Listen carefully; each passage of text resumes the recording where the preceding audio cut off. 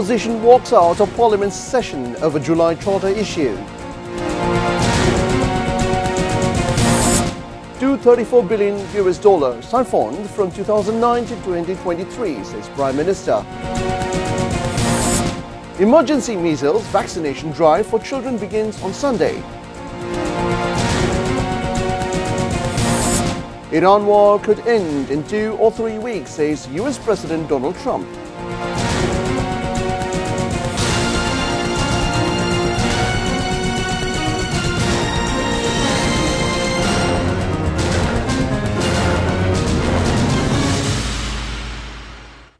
Well, those are the headlines. Good evening, viewers. I'm Salim Kadir, and you're watching English Bulletin. We now follow with the details. The opposition party in the parliament has walked out of the parliamentary session on Wednesday over the issue of July Charter implementation order. On Tuesday, debate took place in the parliament on the adjourning proposal placed by the leader of the opposition, Dr. Shafiqur Rahman. The opposition MPs walked out of the session today as no decision was made. However, referring to the rules of business, the Home Minister in a speech said the proposal was a matter not to be received.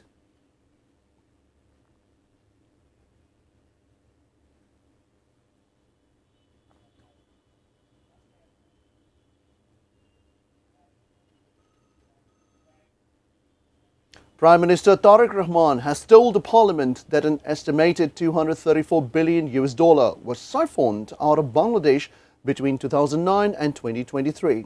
He disclosed the information in the question-answer session in the parliament in reply to a question from a lawmaker on Wednesday afternoon.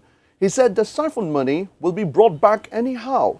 He said the money was siphoned during the previous Awami League government's time in office. Replying to another question, he said there will be no inflation as the government will not print money.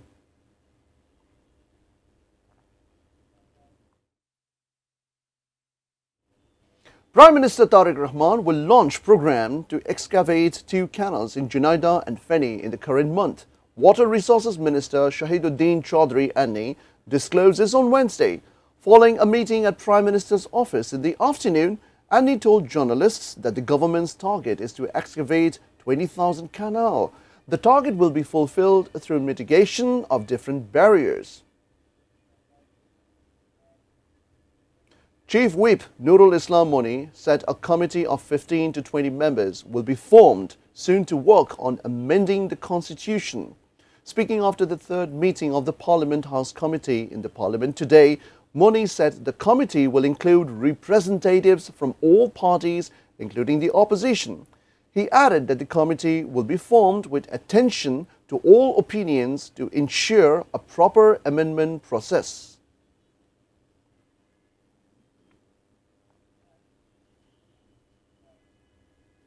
The government will launch an emergency measles vaccination campaign from Sunday. Health and Family Welfare Minister Sardar Mohammad Shawkat Hussain said this on Wednesday afternoon. During the campaign, children aged between 6 months and 10 years will be vaccinated. Earlier, the minister held a meeting with UNICEF delegation at Secretariat. He said as an emergency measure, around 2 crore 10 lakh doses of measles vaccines will be procured from Gavi.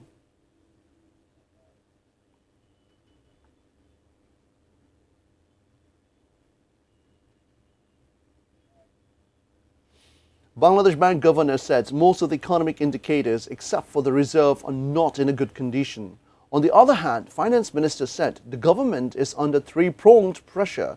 Governor Mustaqir Rahman on Wednesday held a meeting with business reporters of TV channels. During the meeting, presented the real picture of the economy and revealed his action plan.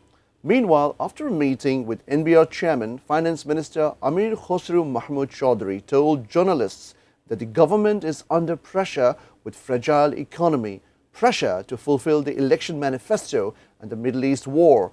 In this situation, the formulation of the next budget will be a big challenge. However, the government has no plan to print new money.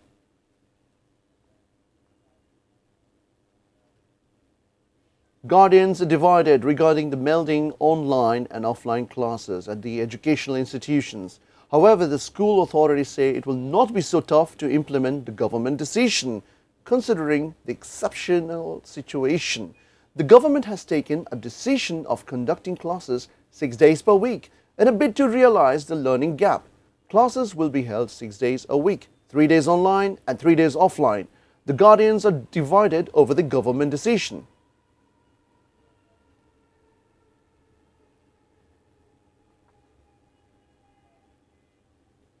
Iran has granted permission for 6 Bangladesh flag ships stranded in the Strait of Hormuz to pass.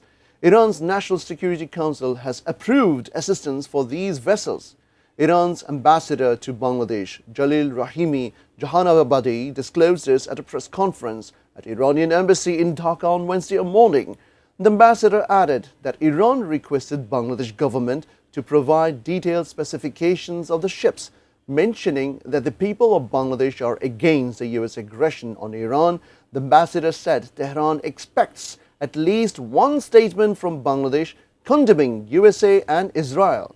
He assured that Tehran will assist if Bangladeshi nationals want to return home who are staying in Iran legally or illegally.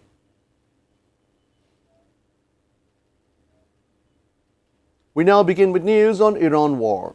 US-Israel joint assaults over Iran enter into the day 33, along with the retaliation from Tehran, is heating up the entire Middle East, while US President Trump said the conflict could end in 2 or 3 weeks, and Iran does not have to make a deal to end war.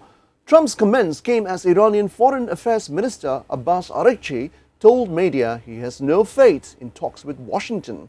Trump further said when US feel that Iran is, for a long period of time, put into stone ages and they will not be able to come up with nuclear weapon, that US will leave.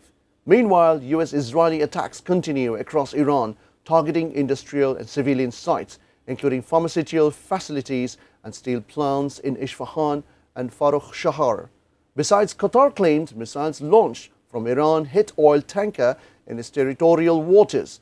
Kuwait said Iranian attack has sparked a large fire at fuel tanks at its international airport.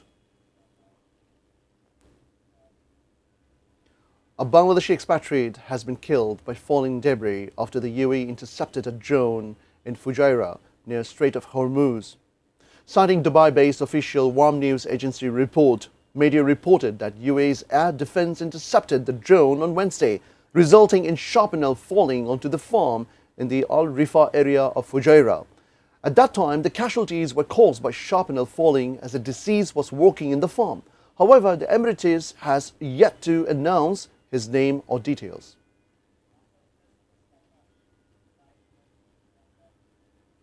Viewers, we now follow with a short break, and we will be back soon with eminent Nazrul Sangeet singer Dalia Noshin no more. Bangladesh moved to SAF under 20 final, beating Nepal.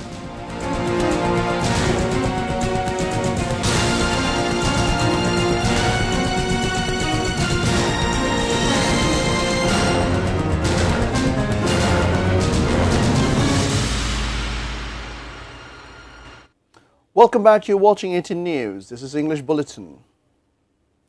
The Traffic Division of DMP has started a 5-day eviction drive to free the footpaths and streets of Dhaka from illegal encroachment. The drive began at 10 a.m. and continued till 1 p.m. on Wednesday. During the drive from Mok Bazar intersection to Bangla Motor, many temporary shops and installations were evicted, as well as many people were fined. Many illegal shops were evicted in a similar drive at capital's Kakoli area. Drive was also seen at different areas including Farmgate, Mirpur and Gulistan. Ultimatum was issued to remove shops instead of eviction. Renowned Nazrul Sangeet artist and ATN Bangla Better Kendra singer Dalia Noshin is no more. The Ekushé Padak winner singer breathed her last at 12:57 p.m. on Wednesday while undergoing treatment at a hospital in Dhaka.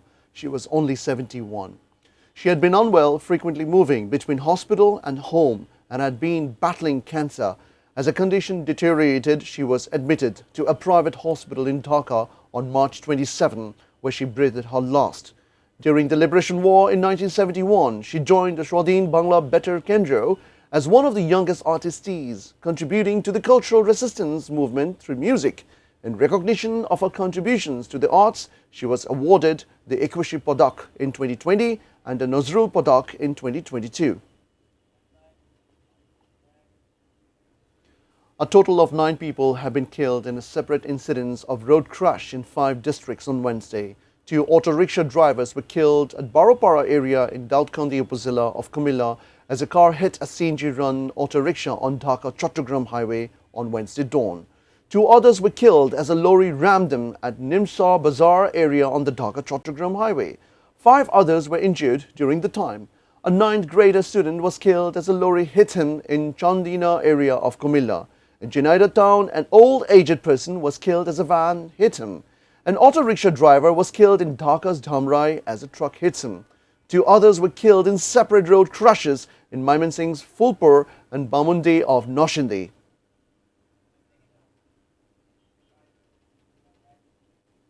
Viewers will now take a short break. Stay with us.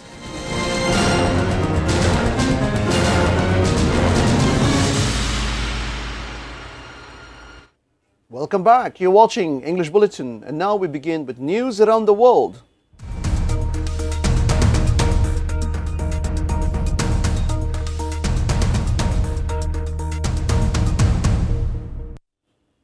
U.S. Secretary of State Marco Rubio said U.S. may reconsider its relationship with NATO once the war against Iran is over. Rubio said Washington may need to reconsider its role in NATO. They're going to re-examine whether or not this alliance has served this country well for a while, is still serving the purpose, or how has it now become a one-way street, where America is simply in a position to defend Europe, but when they need help of their allies, they're going to deny them basic rights. British Prime Minister Keir Starmer said UK will not be dragged into the Iran war, but would push for de-escalation in the Middle East and the reopening of Strait of Hormuz. Starmer made it clear that Britain will not be drawn into Iran war. Rather, he called for closer ties with European Union as the war drives an energy crisis. Starmer said UK would host a global summit on ways to reopen Strait of Hormuz. The long-term national interest requires closer partnership with their allies in Europe and with EU, warning the war would impact the future of UK as energy costs rise. We now begin with sports news.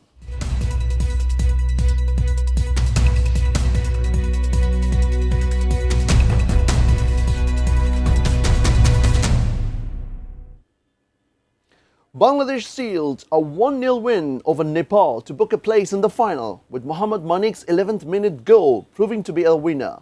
It was a resilient performance from Bengal Youth Tigers, who defended the slender lead against late Nepalese pressure. Both teams stepped onto the field with determination as they battled for an important result in this clash. However, Bangladesh completely dominated the first 45 minutes, while Nepal went into break trailing by just 1 goal. Sullivan saw a goal ruled out due to offside soon after Manik's goal, and Bangladesh could have increased the lead late in the game, only for Pemba Nurbu to make some crucial saves.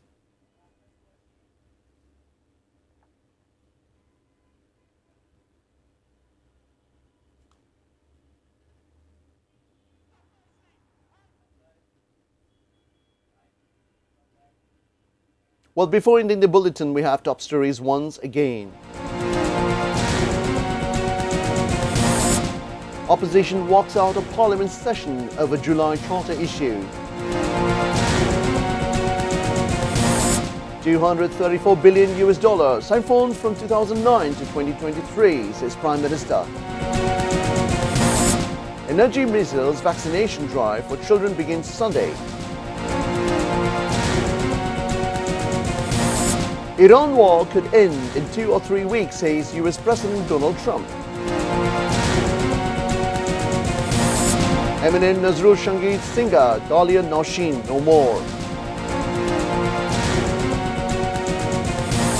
And Bangladesh moved to SAF under-20 final, beating Nepal.